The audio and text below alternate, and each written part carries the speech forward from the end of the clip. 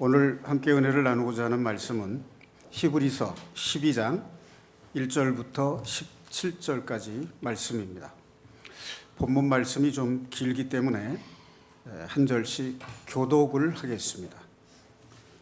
먼저 제가 한 절 읽고 마지막 17절은 다 함께 봉독하시겠습니다.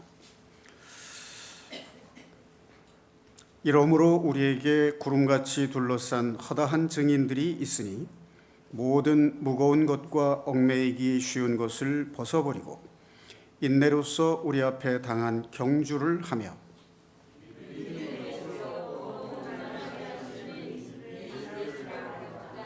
그는 그 앞에 있는 기쁨을 위하여 십자가를 참으사 부끄러움을 개의치 아니하시더니 하나님 보좌 우편에 앉으셨느니라. 너희가 피곤하여 낙심하지 않기 위하여 죄인들이 이같이 자기에게 거역한 일을 참으신 일을 생각하라.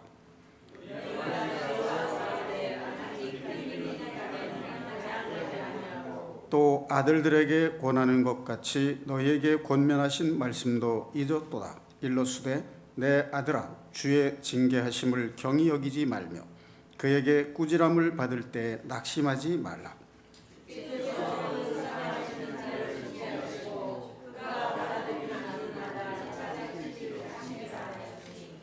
너희가 참음은 징계를 받기 위함이라. 하나님이 아들과 같이 너희를 대우하시나니 어찌 아버지가 징계하지 않는 아들이 있으리요.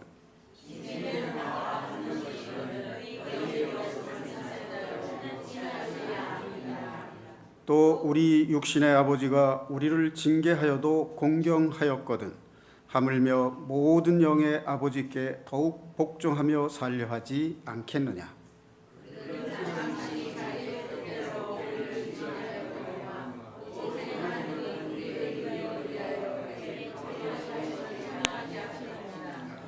무릇 징계가 당시에는 즐거워 보이지 않고 슬퍼 보이나 후에 그로 말미암아 연단받은 자들은 의와 평강의 열매를 맺느니라.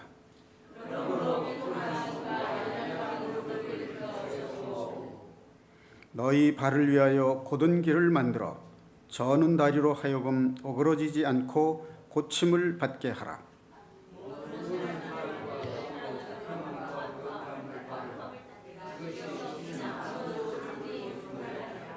너희는 하나님의 은혜에 이르지 못하는 자가 없도록 하고 또 쓴 뿌리가 나서 괴롭게 하여 많은 사람이 이로 말미암아 더럽게 되지 않게 하며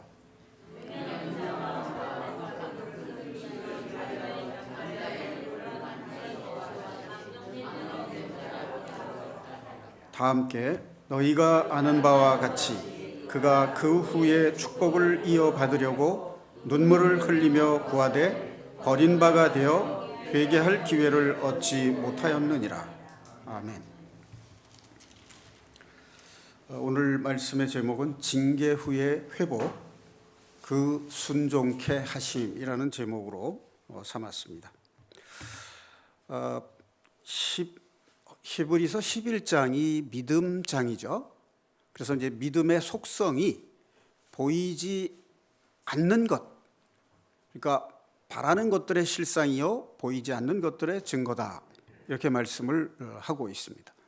그래서 믿음으로 이 온 세계가 하나님의 말씀으로 창조되었음을 아느니라, 이렇게 이야기를 하고 성경 속에 아브라함을 비롯한 믿음의 사람들을 열거해서 믿음의 속성과 믿음의 사람들이 살아온 생애에 대해서 간략하게 요약을 하고 있습니다. 그런데 12장에 와서는 주께서 주시는 징계를 언급하고 있습니다. 자, 여기서는 어떻게 하면 우리가 믿음을 삶 속에서 역사하게 할 수 있는가? 우리가 받은 믿음이 하나님으로부터 받은 은혜가 우리의 삶 속에서 어떻게 역사할 수 있는지, 그 믿음을 통해서 경건의 훈련을 하는 과정을 징계라는 교훈으로서 주시고 계십니다. 사랑하는 자를 징계하지 않는 사람이 없다. 징계는 당시에는 슬퍼 보이지만은 연단을 받은 사람은 의와 평강의 열매를 맺는다. 그리고 에서를 들어서 망령된 자가 없도록 하라는 경건한 신앙을 유지하라는 교훈의 말씀을 주고 있는 것이 히브리서 12장의 말씀입니다. 하나님께서 이스라엘 백성을 애굽에서 구원하셔가지고 광야로 인도하셨죠. 광야로 인도했을 때 이스라엘 백성들의 삶을 한마디로 말하면 무엇이라고 할 수 있을까요? 연단이라고 할 수 있죠. 그럼 시련과 고난을 주어서 연단을 시키셨어요. 그럼 왜 그렇게 시련과 고난을 통한 연단을 하셨을까요?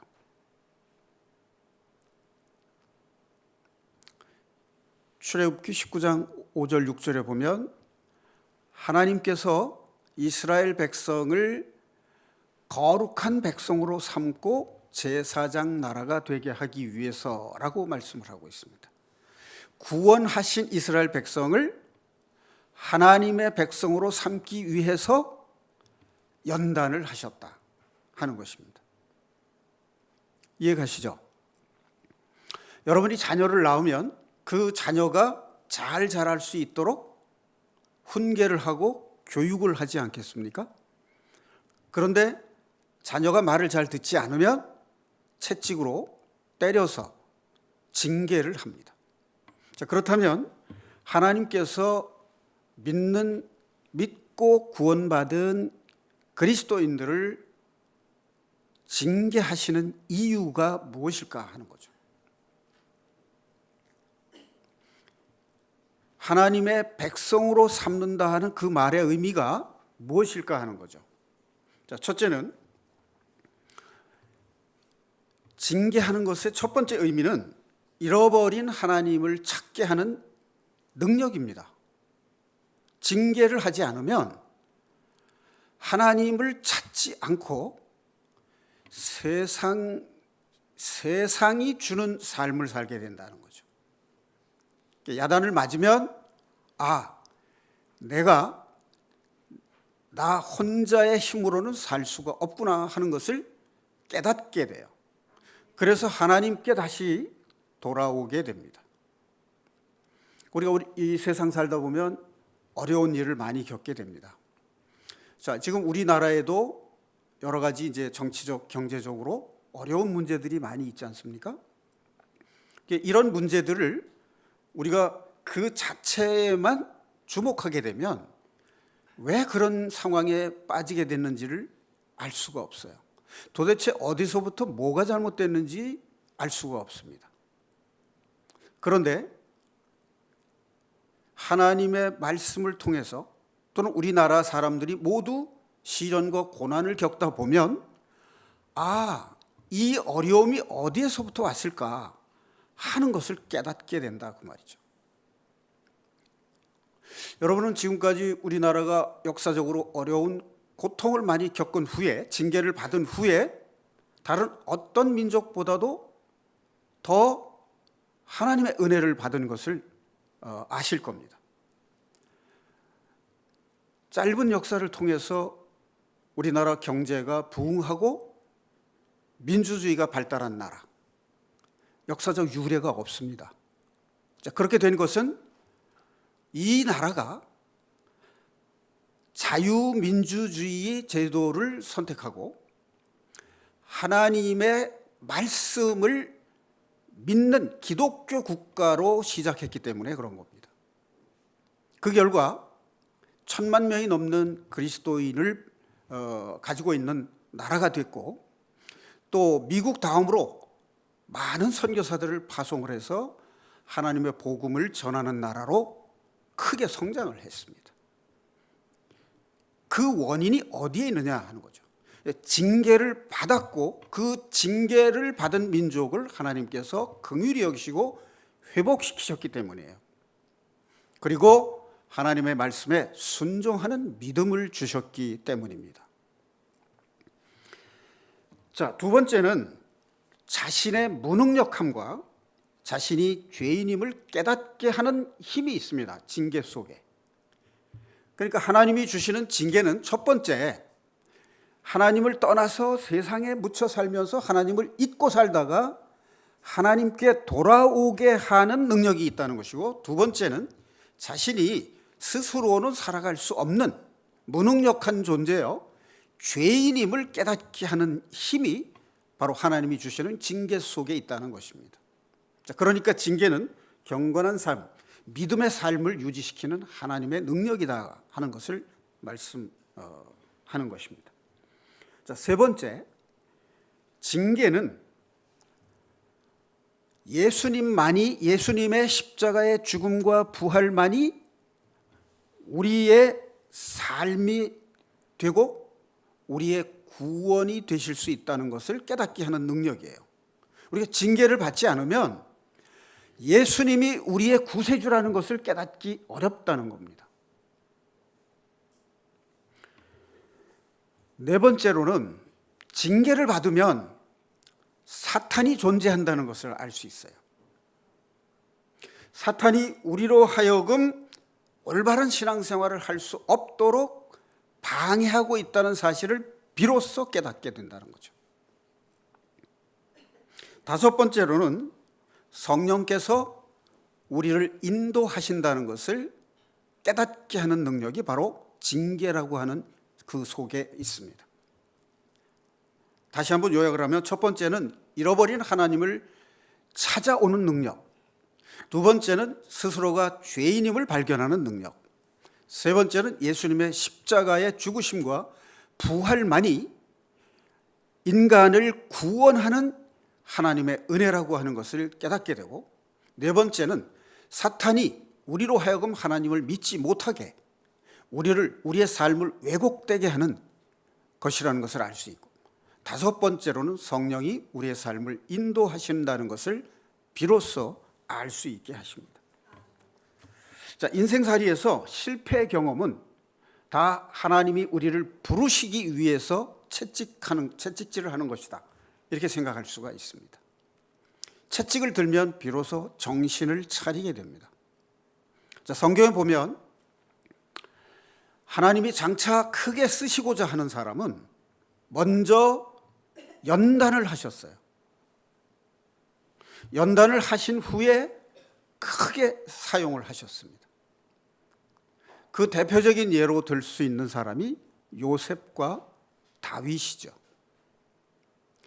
하나님이 징계를 하셨을 때 그들은 하나님의 구속사, 하나님의 구원 계획을 깨달을 수 있었고, 하나님께 의지해서 하나님의 뜻을 묻고 그분의 성령이 인도하는 대로 사는 삶을 유지할 수 있었다는 것이죠.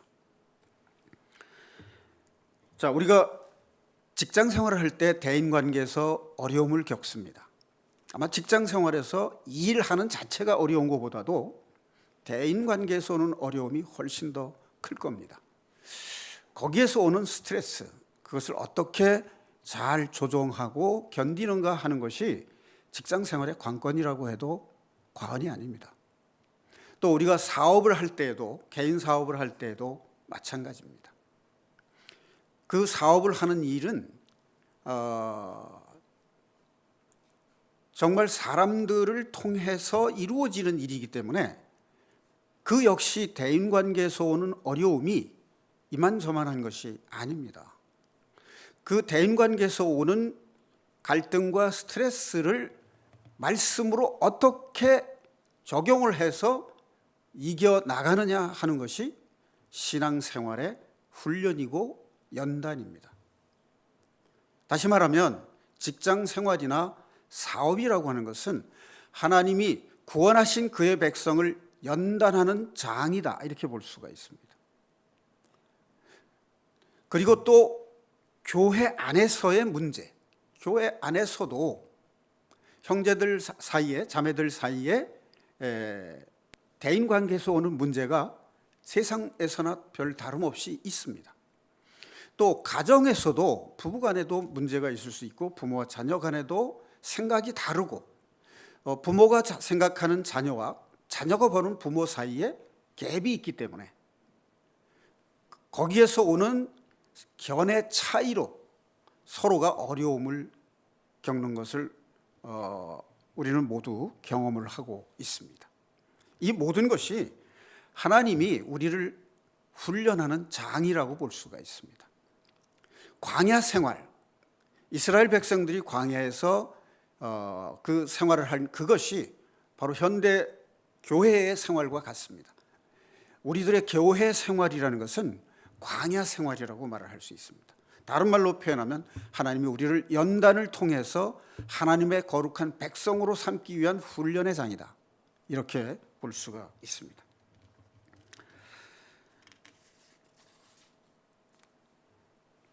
저도 개인적으로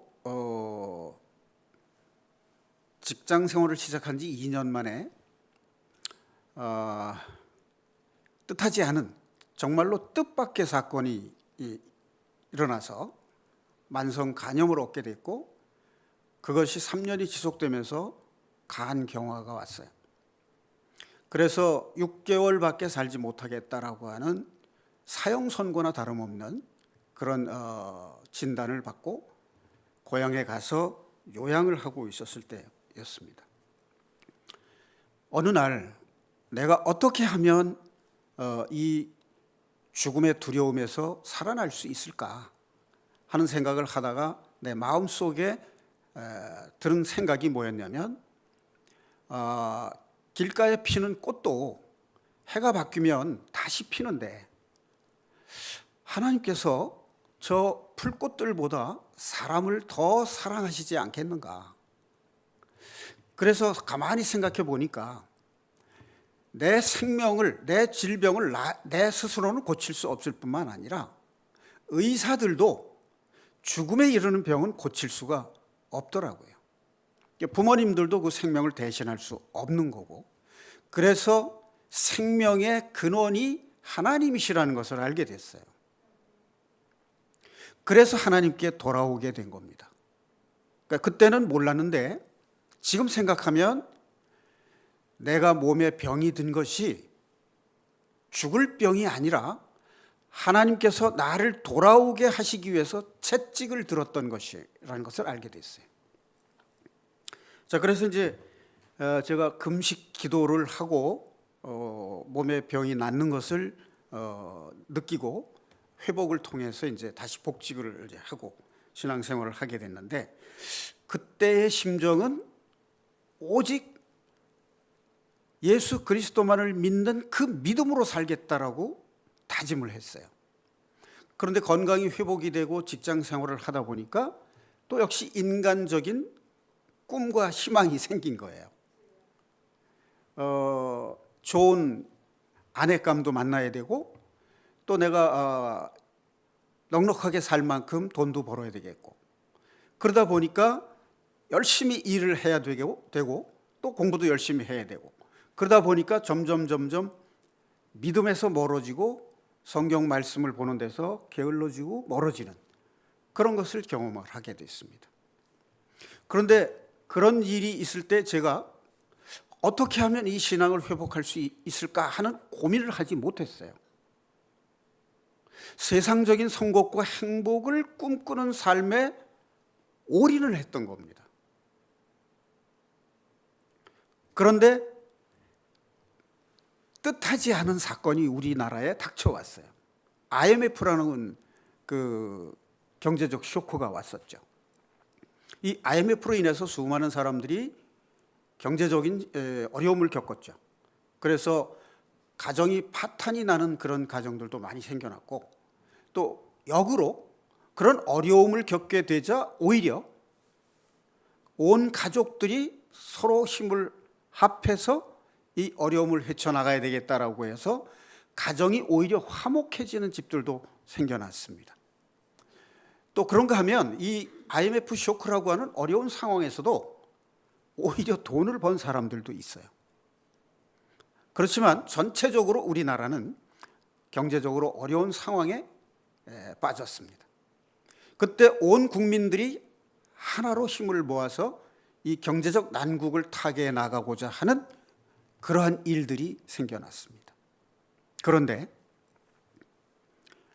이때 우리나라 기독교인들이 바로 기독교인들이 하나님을 믿는 신앙생활에서 벗어났기 때문에 하나님이 이 나라에 채찍을 든 징계라고 하는 반성과 회개가 없었던 것이 좀 아쉬운 일이라고 할 수 있습니다. 지금도 우리나라에 정치적, 경제적으로 희망적인 면이 있는가 하면 또 상대적으로 어려운 면이 있습니다. 경제학자나 정치학자들의 전망에 따르면 향후 수년간 굉장히 어려운 상황에 부딪힐 것이라고 예견을 하고 있습니다. 자, 이러한 상황에서 우리 기독교인들이 해야 할 일은 이것이 바로 하나님께서 대한민국을 사랑하심으로 하나님께 다시 돌아오고 경건한 믿음으로 돌아오라고 하는 하나님의 징계요, 채찍이라고 하는 것을 철저하게 회개하고 반성을 해서 경건한 믿음을 회복할 수 있는 기회를 주시는 거라고 생각을 합니다. 그래서 우리의 기도는 그 어떤 때보다도 절실하게 필요한 시기라고 생각을 합니다. 자, 그래서 저도 이 IMF를 통해서 세상적 성공과 행복을 위해서 하나님으로부터 점점 멀어져 갔던 그 길에서 돌이켜서 20여 년 만에 신앙을 회복하는 그런 계기가 됐던 것을 개인적으로 경험을 했습니다. 제가 병이 들었을 때 3년 만에 건강을 회복했다면 영적으로 하나님으로부터 멀어졌던 그것을 회복하는 데는 훨씬 더 오랜 세월이 걸렸습니다. 20여 년이라고 하는 세월이 걸렸습니다. 자, 그래서 신앙생활의 새로운 회복을 통해서 비로소 하나님이 징계하시는 그 뜻이 무엇인가를 알게 됐고 그 징계를 통해서 하나님의 은혜를 깨닫게 되므로 비로소 순종케 하시는 하나님의 은혜를 입게 됐다는 고백을 드릴 수가 있습니다. 그러니까 징계는 당장은 힘들고 슬픈 것 같지만 하나님께서 회복을 시키시고 신앙을 회복시키시고 하나님의 은혜 안에 살게 하는 하나님의 사랑이시라고 하는 것을 성경을 통해서 우리는 깨달을 수 있습니다. 자, 그런데 이러한 하나님의 회복케 하심이 우리로 하여금 우리의 믿음으로 하나님의 말씀에 순종케 하시는 능력이라고 하는 것을 우리는 믿어야 됩니다. 사랑하는 형제자매 여러분, 여러분들은 이 하나님의 징계가 우리로 하여금 하나님 말씀에 순종케 하는 힘이라고 하는 것을 믿으십니까? 네. 로마서 8장 15절 말씀에 보면 이제는 무서워하는 종의 영이 아니라 양자의 영을 받았기 때문에 하나님의 양자가 됐기 때문에 이제는 하나님을 더 이상 무서워하지 아니하고 하나님을 아버지라고 부르게 되었다라고 바울 사도는 말을 하고 있습니다.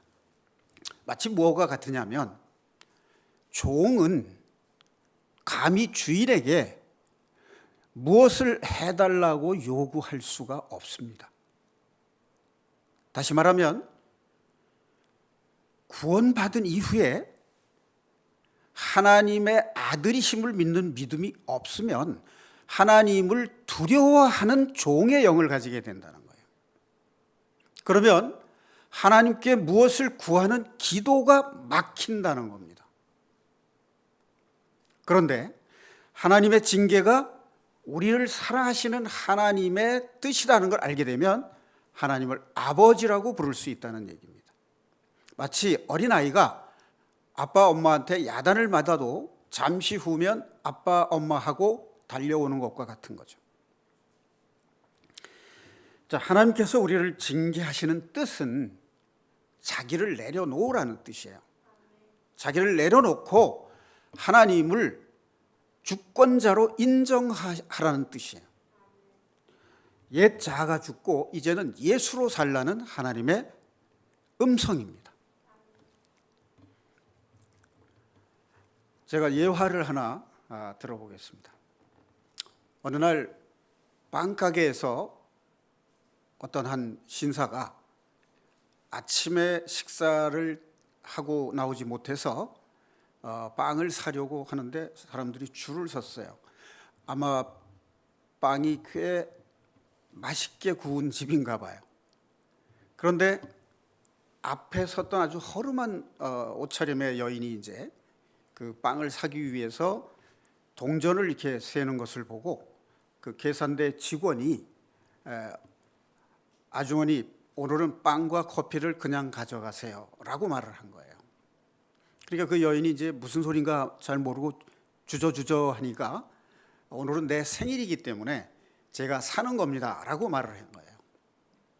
그 뒤에 섰던 신사가 그 계산대 직원이 가난한 여인에게 빵과 커피를 선물하는 걸 보고 생일 축하한다고 하면서 당신은 참 멋진 사람입니다 라고 말을 했어요. 그랬더니 그 계산대 옆에 있던 직원이 이 친구는 가난한 사람이 빵을 사러 올 때마다 생일입니다 이렇게 얘기를 했어요. 그래서 이 신사가 빵과 커피를 사면서 잔돈은 필요 없습니다, 당신이 가지십시오 라고 말하니까 그 계산대에 있던 직원이 이 잔돈이 너무 많은데요 이제 이렇게 말을 하니까 오늘은 내 생일입니다, 그러니 가지셔도 됩니다 이렇게 답변을 했다고 하는 얘기가 있습니다. 자, 이 말 속에 나오는 그 마음들을 보면 자기의 유익을 구하는 마음이 아니라 어려운 형제, 가난한 이웃을 향한 마음이 표현되고 있는 것을 알 수 있습니다. 자, 이런 마음은 누가 주신 마음일 것 같습니까? 하나님께서 성령을 통해서 우리에게 주시는 마음이 아닐까요? 보통 사람들은 다른 사람에게 신경을 써줄 여유가 없습니다. 주로 자기 자신의 문제에 시선이 고정되어 있는 경향이 있어요. 자, 그 사람이 기독교 신자인지 아닌지는 잘 알 수 없지만 그 사람이 마음의 씀씀이는 성령의 인도함을 받는 사람 같이 보여요. 그 사람이 정말로 그리스도인이 된다면 훌륭한 믿음의 소유자가 될 거라고 생각이 듭니다. 자, 만약 그 사람이 복음을 깨닫지 못한 사람이라면 우리는 그 사람에게 정말로 복음을 전할 가치가 있다고 생각을 할 수밖에 없습니다. 자, 에베소서 6장 11절 말씀에 보면 마귀의 관계를 능히 대적하기 위해서 하나님의 전신갑주를 입으라라고 바울 사도는 에베소 교인들에게 말을 하고 있습니다. 자, 우리가 일반적으로 하나님께 기도한다 할 때 주로 아뢰는 기도를 많이 합니다. 지난 주일에 제가 성령 임재의 4단계와 기도의 4단계를 말씀드린 적이 있는데 주로 아뢰는 기도는 사람의 생각으로 하는 기도일 경우가 많습니다. 그런데 듣는 기도는 성령의 생각으로 하는 기도일 가능성이 많아요. 자, 그러면 성경에서 그런 예를 한번 찾아보죠. 마태복음 16장에 보면 예수님께서 처음으로 십자가의 고난을 받으사 죽으시고 부활하실 것을 말씀을 했습니다. 마태복음 16장. 그때 베드로가 뭐라고 했는지 여러분 짐작하시죠? 주님, 그리 마옵소서. 그러한 일이 절대 있을 수 없습니다 라고 말을 했어요. 그런데 그 베드로가 그 앞에서 무슨 고백을 했는지 아십니까? 바로 앞입니다. 주는 살아계신 하나님의 아들이시여 그리스도시니이다라고 신앙 고백을 했어요. 그래서 예수님께서 그 베드로의 반석 위에 교회를 세우시겠다고 말씀을 하셨어요. 그리고 나서 처음으로 십자가에 죽으실 것과 부활하실 것을 말씀을 했는데 베드로는 그리 마옵소서, 그런 일이 결코 일어날 수 없습니다라고 얘기를 했어요. 그때 예수님이 뭐라고 대답을 하셨는지 아시죠? 사탄아, 내 뒤로 물러가라. 그럼 지금 예수님께서 베드로를 보고 뭐라고 하신 거예요? 사탄이라고 한 거잖아요. 물론 베드로가 사탄은 아니죠. 사탄의 영이 베드로에게 들어가서 그로 하여금 잘못된 생각을 했다는 얘기예요. 자, 그런데 이 상황을 지금 우리가 보고 있는 여기에서 이루어진 일이라고 한번 가정을 해보자고요. 여러분 같으면 선생님이 죽으신다는데 죽으십시오, 그러겠습니까? 아닙니다, 결코 그래서는 안 됩니다라고 말하겠습니까? 사람의 입장에서 보면 베드로의 말이 너무나 당연한 얘기예요. 그렇죠? 그런데 예수님께서 사탄아, 내 뒤로 물러가라 라고 하신 말씀의 그 속뜻은 무엇일까요? 왜 예수님은 왜 베드로를 보고 사탄아, 내 뒤로 물러가라 하셨을까요?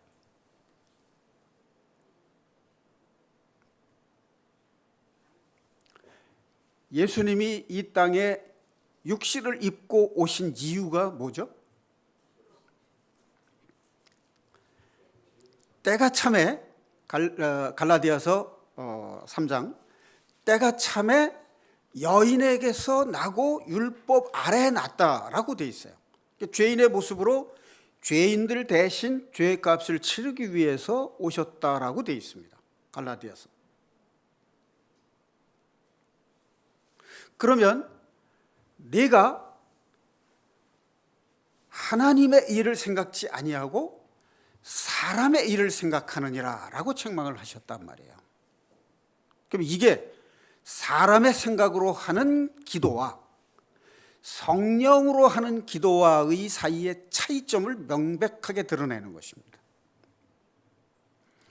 우리는 그렇지 않을까요? 우리가 신앙생활을 하면서 기도할 때 우리의 생각으로는 당연히 옳은 것이라고 생각하고 기도를 합니다.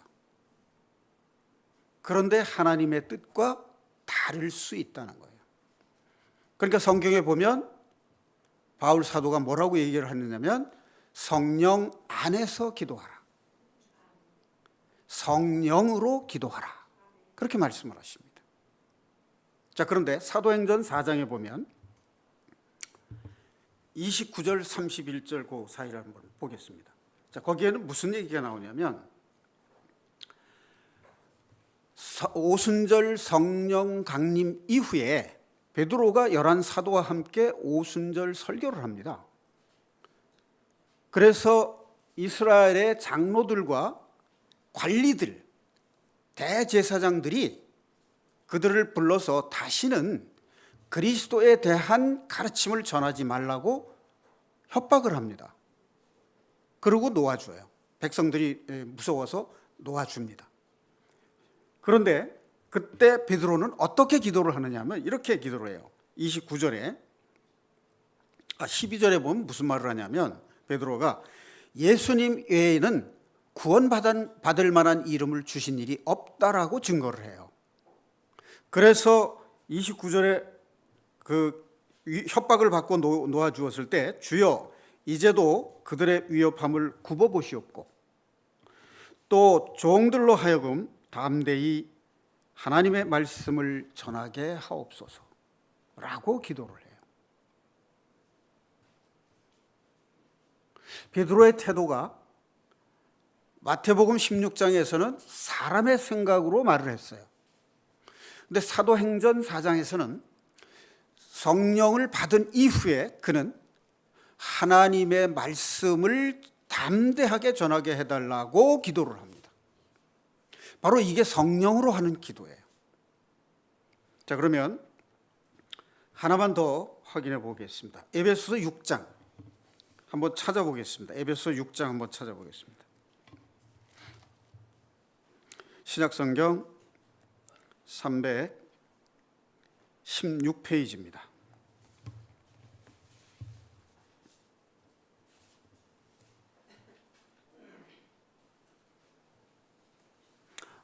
자, 거기 10절 앞에 보면 작은 소제목이 하나 나옵니다. 뭐라고 돼 있나요? 마귀를 대적하는 싸움. 이게 이제 영적 전쟁이죠. 아까 제가 징계를 받으면 그 징계가 어떤 힘을 가지고 있다고 그랬었죠. 그 중에 하나가 마귀가 존재하고 우리를 방해한다는 것을 알 수 있게 하는 능력을 준다 그랬죠. 자, 바로 이겁니다. 자, 10절부터 제가 몇 절 보겠습니다. 끝으로 너희가 주 안에서와 그 힘의 능력으로, 주님의 능력으로 강건하여지고 마귀의 간계를 능히 대적하기 위하여 하나님의 전신 갑주를 입으라. 우리의 씨름은 혈과 육을 상대하는 것이 아니요 통치자들과 권세들과 이 어둠의 세상 주관자들과 하늘에 있는 악의 영들을 상대함이라. 그러니까 영적 전쟁이라는 얘기예요. 그러니까 하나님이 우리를 징계하시는 이유는 영적 전쟁에서 하나님의 전신 갑주를 입고 마귀를 대적하라 하는 것입니다.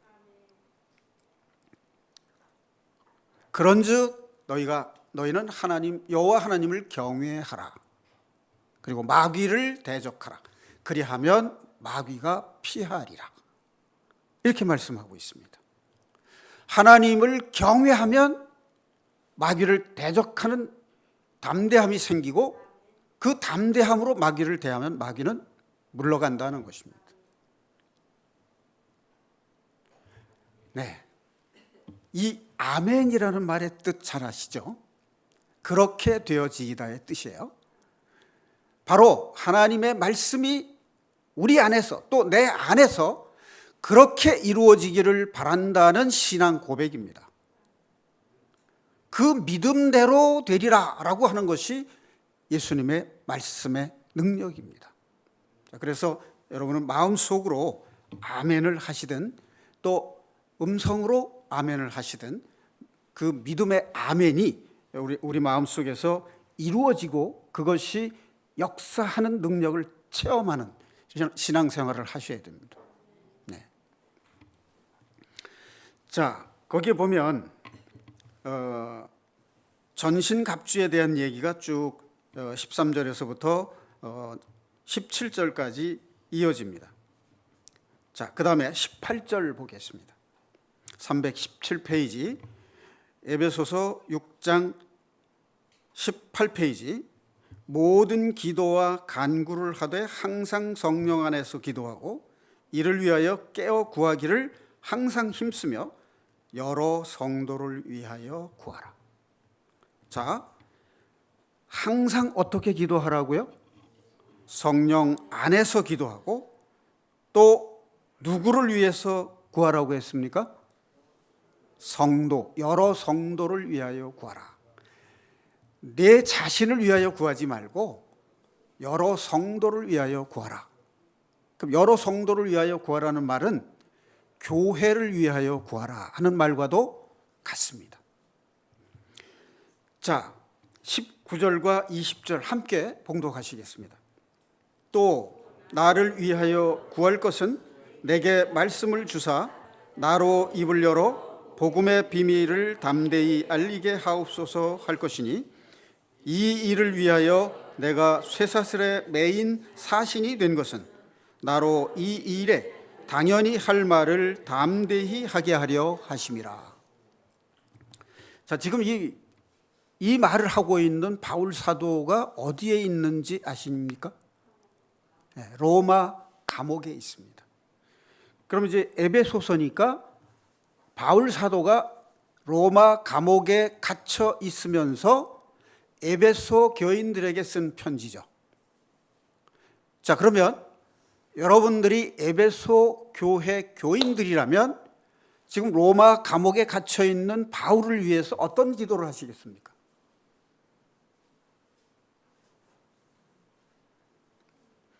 만약에 내가 말씀을 전하다가 감옥에 갇혔다 그러면 여러분들은 어떻게 기도를 하실까요? 감옥에서 나오게 해달라고 기도를 하겠죠, 당연히. 그렇죠? 그리고 혹시 나오지 못하면 감옥에서 몸과 마음이 상하지 않게 하나님께서 잘 보호하고 지켜주셨다가 건강하게 나오게 해주십시오, 이렇게 기도하겠죠. 이건 누구의 기도라고요? 사람의 생각에서 나오는 기도예요, 그게. 그런데 이 성경의 흐름을 보면 바울 사도가 어디에서 잡혀서 로마 감옥까지 가게 됐죠? 예루살렘에 기근이 들어서 아시아의 여러 교회로부터 구제 헌금을 걷어서 예루살렘 교인들을 돕기 위해서 올라갔다가 말씀을 전하다가 붙잡혔어요. 그런데 놓이지를 못해서 재판을 받게 됐습니다. 그런데 그 전에 제자와 동료들이 뭐라고 했는지 여러분 아시죠? 환상을 보니까 바울이 구속되는 그 환상을 봤어요. 그래서 위험하니까 올라가지 말라고 얘기했잖아요. 제재를 했잖아요. 그런데 바울 사도는 복음을 전하기 위해서는 올라가야 된다라고 얘기를 했어요. 그래서 재판을 받게 되니까 바울 사도가 뭐라고 말하냐면, 난 로마 시민권자니까 로마의 재판을 받게 해달라. 그래서 로마로 가게 되고 재판을 기다리기 위해서 있다가 로마의 감옥에 갇히게 됩니다. 그럼 로마 감옥에 갇혀서 재판을 받게 되면 누구를 만나게 되죠? 로마 황제에게 재판을 받게 되는 겁니다. 그러면 바울은 지금 무슨 생각을 하고 있는 것 같아요? 하나님이 나를 로마에까지 보내시고 로마 감옥에 갇히게 하신 뜻은 무엇인가? 그걸 생각하겠죠. 자, 내가 쇠사슬에게 매인 사신이 된 것은 나로 이 일에, 내가 감옥에 갇힌 이 일로 인해서 당연히 할 말을 담대히 하게 하려 하심이라. 또 그 위에 보면 내게 말씀을 주사 나로 입을 열어 복음의 비밀을 담대히 알리게 하옵소서 할 것이니, 이렇게 기도해 달라는 거예요. 이게 누구의 생각이에요? 성령의 생각이고 성령의 마음입니다. 이것이 성령 안에서 하는 기도요, 성령으로 하는 기도예요. 하나님의 징계를 성령의 인도함으로 받는 믿음의 사람들은 바로 이렇게 하나님의 복음을 위해서 기도하는 마음을 가지게 된다는 것입니다.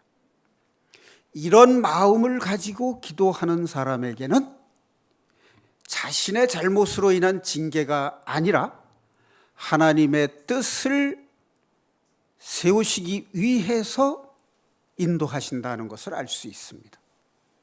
자, 그러니까 우리가 이 세상 살 때 어려움과 고통을 겪는 것은 하나님이 우리로 하여금 하나님께 돌아오게 하는 채찍이라는 것을 알고 기쁨과 감사함으로 받아야 된다는 것이죠. 그것이 하나님이 주신 지혜입니다. 그리고 자신이 부족한 피조물이요 죄인인 것을 깨닫고 겸손한 마음으로 하나님의 주권을 인정하는 믿음, 그리고 오직 예수 그리스도만이 내 삶을 이끄시는 생명의 주관자이시오 영생을 주시는 그리스도시다라고 하는 신앙 고백이 내 삶 속에서 계속적으로 유지되어야 한다는 것을 말하는 것이고, 우리는 삶 속에서 어려운 고통을 겪을 때 바로 그것이 우리로 하여금 하나님으로부터 멀어지게 하기 위한 사탄의 계략이라고 하는 것을 깨달아야 돼요. 교회 안에서 문제에 부딪힐 때 하나님이 계신다면 교회가 왜 이래? 이런 불평불만이나 원망을 할 것이 아니라 그 속에서 나를 향하신 하나님의 뜻이 무엇인지 성령의 음성을 기다리는, 기도하면서 기다리는 신앙의 훈련이 필요하다는 것을 말씀하는 겁니다. 그래서 징계를 통해서 우리는 성령이 하시는 말씀, 성령의 음성을 듣는 믿음을 가지는, 그야말로 하나님이 주시는 성령의 열매와 평강을 누리는 하나님의 자녀요, 하나님의 사랑받는 자녀가 되는 그러한 믿음의 자녀들이 될 수 있기를 주님의 이름으로 축원드립니다.